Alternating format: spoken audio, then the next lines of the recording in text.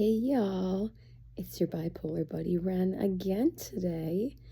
As you can see, I'm still in my jammies, but I washed my hair and it's trying to decide if it wants to be curly or wavy or just stand straight up in the air. So I think this is a really good look for a YouTube video. Definitely. What I really wanted to talk to you about right now is taking lithium. I know I was terrified at the prospect of being put on it, but I learned a whole lot by talking with my psychiatrist and asking a lot of questions. And it's turned out to be a really stabilizing medication for me.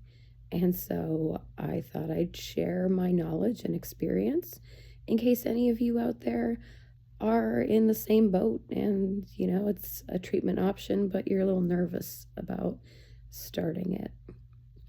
So first of all, you hear a lot of horror stories about the organs that metabolize the lithium, which I think is the kidneys. It's either the kidneys or the liver. I can never remember which. But that's really only a massive concern if you're being put on an acute treatment dosage, which is going to be much higher than a maintenance dosage. For example, for my maintenance dosage right now, I take 900 milligrams a day. And I believe acute dosages can be as high as, sometimes people get prescribed, I think, 1,800 milligrams a day. And the problem is that some folks are kept on that dosage beyond the acute treatment and are left on that long term. And that's what causes the really severe and quick organ damage. So you don't need to be as afraid of that as long as you talk to your provider beforehand about, what is an appropriate maintenance dosage for you, and voice your concerns, and always, always, always ask questions. Another thing that's important to note is that your diet can affect how the lithium works in your system. So it's advisable that you don't just suddenly change your diet once you start lithium, not without consulting your psychiatrist anyway. Salt intake is important as well. You want to try to be consistent with that. Don't suddenly go to a low sodium diet if you've been having more salt, because that can interfere with your lithium levels in your blood. It's the same thing with water. You need to hydrate.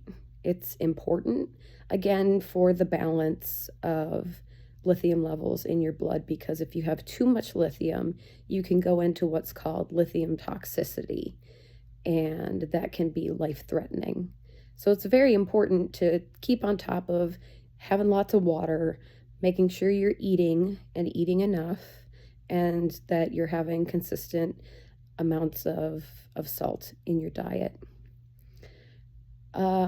Something else that I had in mind escaped me for a moment. Please bear with me, folks, as I try to get my mind back on track. This is the unfortunate side effect of unmedicated ADHD, which is a story for another time. Lithium also can affect your thyroid function, which is something I didn't know. And so you periodically have to have testing done for, one, your lithium levels in your blood to see, are you in a good zone, or are you creeping up towards the danger zone, or are you too low? And you'll also need to have your thyroid function tested as well, because lithium can affect those levels. And if your levels go up too much or down too much, then you're going to start having other metabolic problems. So it's important to make sure you're getting your labs done regularly and, following through. And if you have to, take something like Synthroid, for example, which I did for a while. make sure you take it and take it religiously, because it's very important that you keep as healthy as possible while you're on your lithium. A final note is that you want to make sure you steer clear of NSAIDs, things like ibuprofen, Advil, anything basically other than Tylenol. Tylenol is going to be your only friend, unfortunately, because the way that NSAIDs work, they interfere with your lithium levels and again can cause dangerous increases and push you towards lithium toxicity.